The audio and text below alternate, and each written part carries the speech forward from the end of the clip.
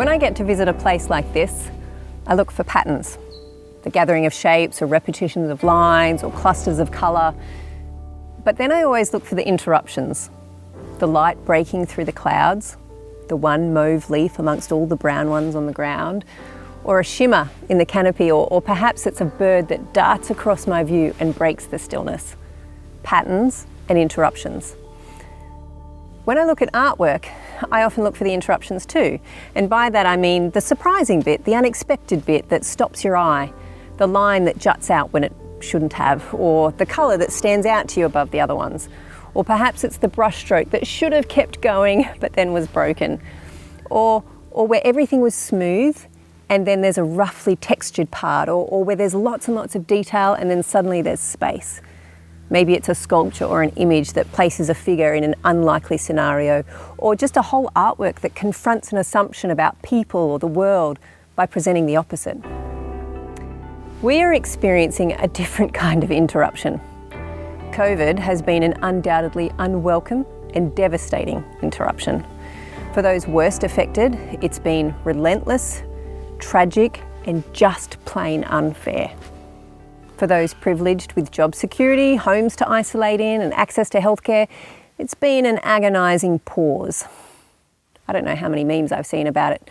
There being 42 weeks in April and still being 7 years till Christmas. But one of the surprising and welcome outcomes of this great global pause has been the positive impact on the environment. Reduced travel, slowing production, has seen the earth breathe deeply and the flora and fauna respond in the most astounding ways. During this period, our family Sabbaths have looked a little different, and yours might have too. Rather than rushing off to church, I've laid in bed just a little bit longer. And over these past few months, I've actually come to appreciate the Sabbath pause even more, and also spend more time thinking about what it really is and what it really can be. Sabbath. God's invitation to pause and rest in a world that compels us to be busier and work harder and consume more. But of course, everything about our God is opposite, reverse, and revolutionary. In John 18:36, Jesus said, "My kingdom is not of this world." In Matthew 20:16, he says, "The last shall be first, and the first shall be last." And in Luke 22, he says, "The greatest among you shall serve." Everything about our God is opposite, reverse, revolutionary. Sabbath is revolutionary too. It's a holy interruption. Now, I've heard it said before that Sabbath is like a glimpse of heaven, and it is. We rest from work, we spend time with family and friends, we sing, we eat, we walk in nature. What are your favourite things about Sabbath? And what are your favourite Sabbath memories, and how do you savour your Sabbath hours? All of these things we do, time with friends and family, visiting church, they interrupt the monotony and the grind, and I'm sure all of those things are on the agenda for heaven. But as usual, God has even more he wants to give to us right now, more that he wants to teach us right now. And the Sabbath is about more than just rest for me. If we are going to be Sabbath keepers, and have it in our name, we need to understand all that Sabbath stands for, the whole system that God designed. Sabbath is part of a whole plan for equality, justice, and peace, for all of humanity and for the planet. And perhaps a Sabbath practice that does not centre these things is not a Sabbath at all.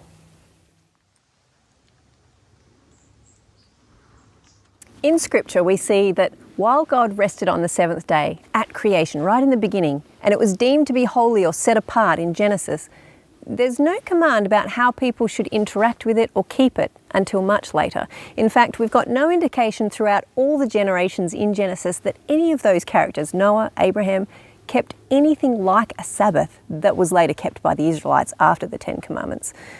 Maybe they did, maybe they didn't, but there's certainly nothing written down about Sabbath behaviours or rituals. The first mention is after the Israelites have been released from slavery in Egypt and are in the wilderness. I love that word wilderness, by the way. And they're provided with manna, a food that seems to fall from heaven. And God instructs the people that they are to collect manna every day, just enough for one day, except for on the sixth day when they can collect extra for the seventh day. And then Moses says, like he's introducing it to them, "For tomorrow is a day of solemn rest, a holy Sabbath to the Lord." It's interesting to note that this introduction to Sabbath practice is tied to the idea that there is enough for everyone, and we need not be threatened by or compete with anyone else. Then in Exodus 20, we get the 10 Commandments and the fourth commandment about the Sabbath. Now, I've often seen biblical teachers and preachers point out that the first 4 commands relate to our worship of God, and that Numbers 5 to 10 then point how we should relate to each other. So love for God and then love for humanity. However, I want you to notice this. The fourth command contains direction not only for Sabbath keeping as an act of worship and acknowledging that God is the creator, but it particularly names every level of society and says that Sabbath puts them on a level playing field. It says, "You shall not do any work, neither you, your son, your daughter, your male servant or your female servant, your livestock or the sojourner in your gates." It's like it's a pivot point in the 10 Commandments that links worship of God to how we treat and include others, because both are included in this commandment.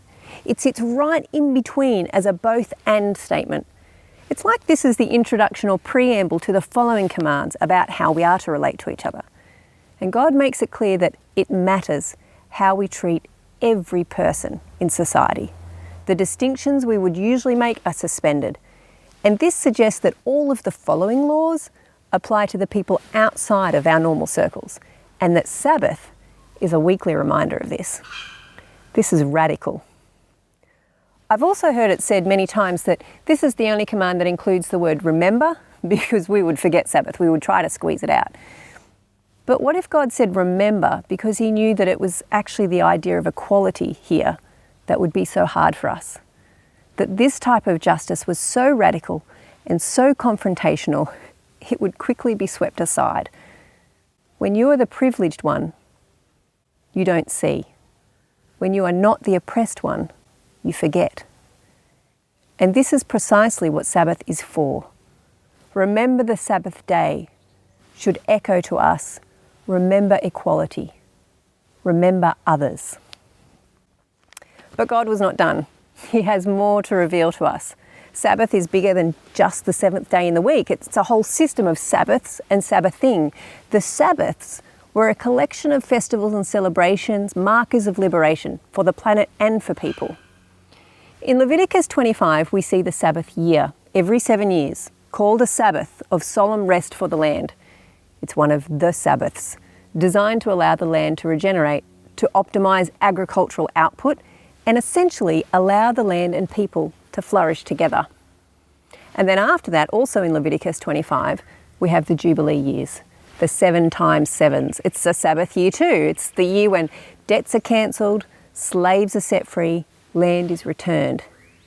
This was always God's plan, for Sabbath to be tied to rest for all and to turn the systems of the world upside down so that none would toil or labour without dignity, so that none would carry a burden of oppression, so that there would be no widening gap between the rich and the poor.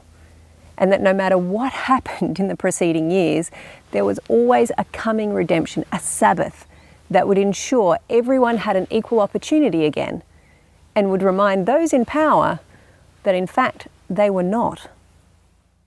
Whenever we see these patterns of 7 years, we know God is presenting us with the same idea. There is a cycle that's interrupted. Even when we get to the 70-week prophecies in Daniel, which our faith tradition has spent a lot of time talking about, ultimately what we see is a cycle interrupted. I'm less concerned about calculating dates than about seeing the great interruptions, holy interruptions. Each of the interruptions brings a realignment with God's purposes. I'm not suggesting we need to literally practice the Sabbath year and leave all land fallow over the whole planet, but ask the people who have doctorates on Sabbath economics and they'll be able to explain how it could be useful to us now. But I am confident that the Sabbath values are pertinent for us now, and that the big picture of Sabbath is more relevant than ever. Because the Sabbaths are opposite, reverse, and revolutionary. Rest for the land rather than exploitation so that we can live sustainably. Rest from financial burden to prevent a widening gap between the rich and poor. And rest from oppression and exile so that all can live in liberation. And rest from striving and sacrificing because Jesus paid it all. A holy interruption.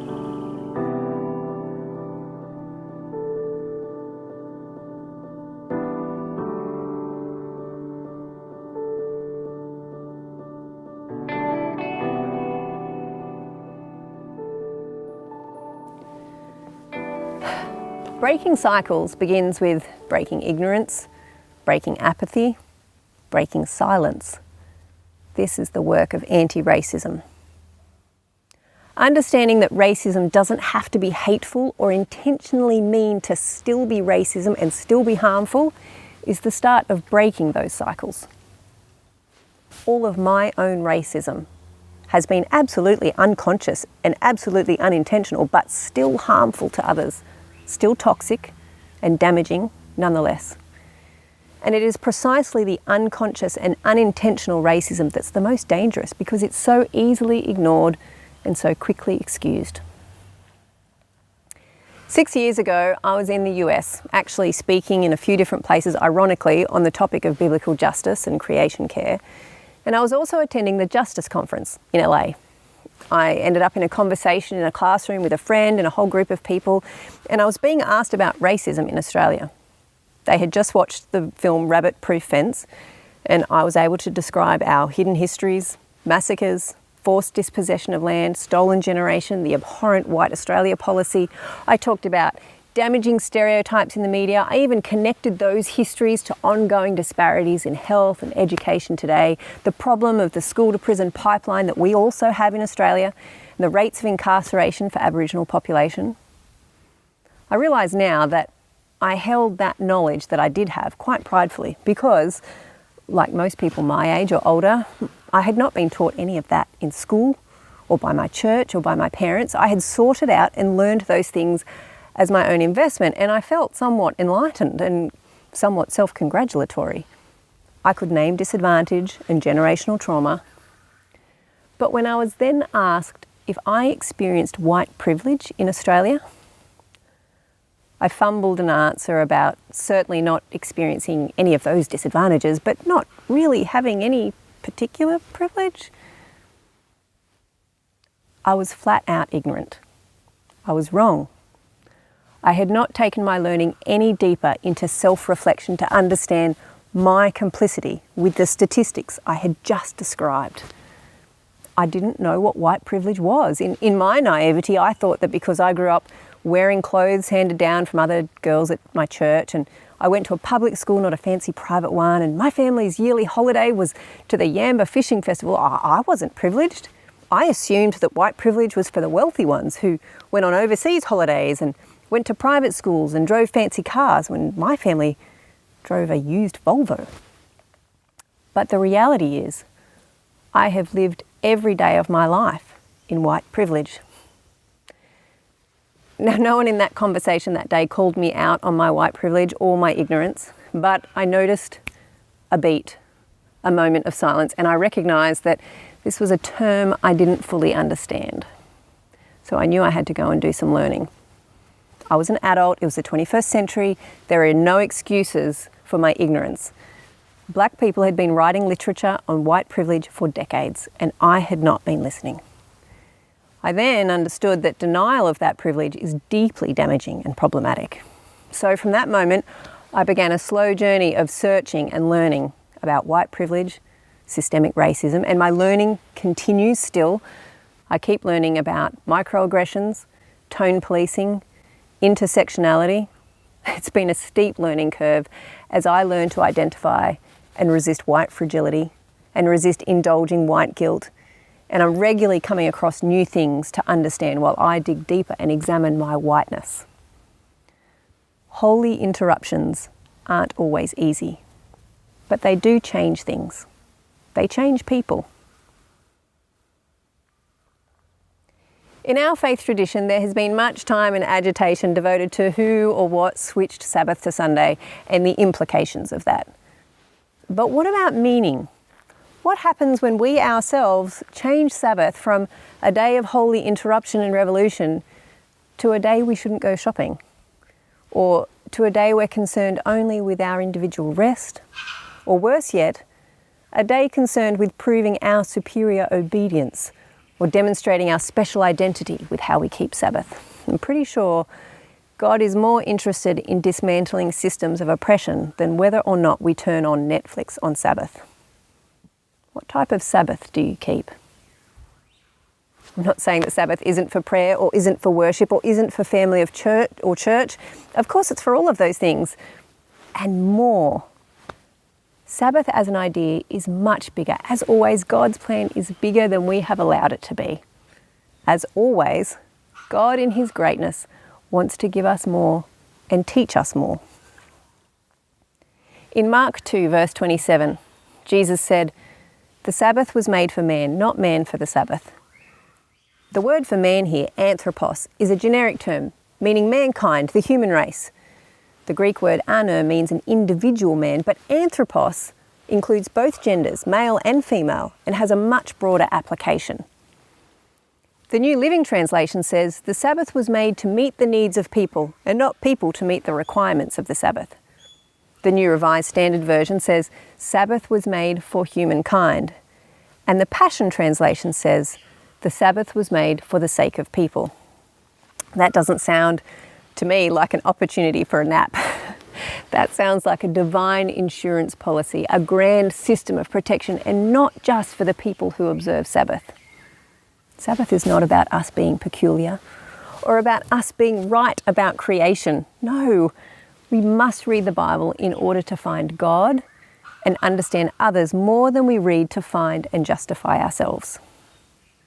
When we think of Sabbath as only rest for ourselves, we limit Sabbath, we minimize it. Of course we should rest, but we should also be reminded of those who don't rest and can't rest, or who carry burdens that we will never carry because of their race, gender, sexuality, ability, lack of education, or because of religious persecution. Sabbath is a weekly chance to realign our misguided priorities with the priorities of God.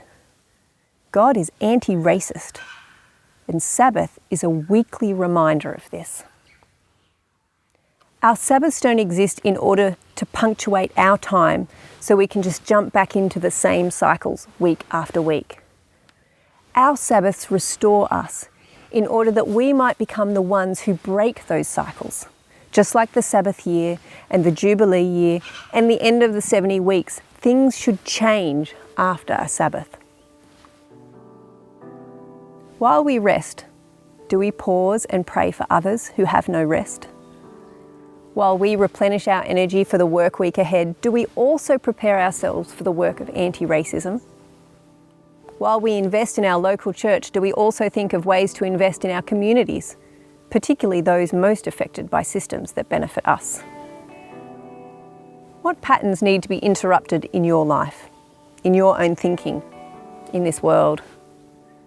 What cycles am I caught up in that are harmful to me or others? What systems have I built or supported that need to be dismantled to make way for this better one, built on the cornerstone, Jesus Christ? We interrupt and disrupt things as they are and pause to imagine what they could be. In this way, Sabbath is a form of resistance. There is a lot at stake when we abandon the multifaceted beauty of Sabbath. I said in the beginning that Sabbath is like a glimpse of heaven, and it is indeed. It's a taste of all that can be. Rabbi Abram Joshua Heschel says Sabbath is a reminder of adjacency to eternity. He also asks, what would be a world without Sabbath? Indeed, what would be a world without equality, justice, peace, rest? Alternatively, what would be a world built on equality, justice, peace, and rest in the fullness and goodness of His grace? It would be luminous, a glimpse of heaven.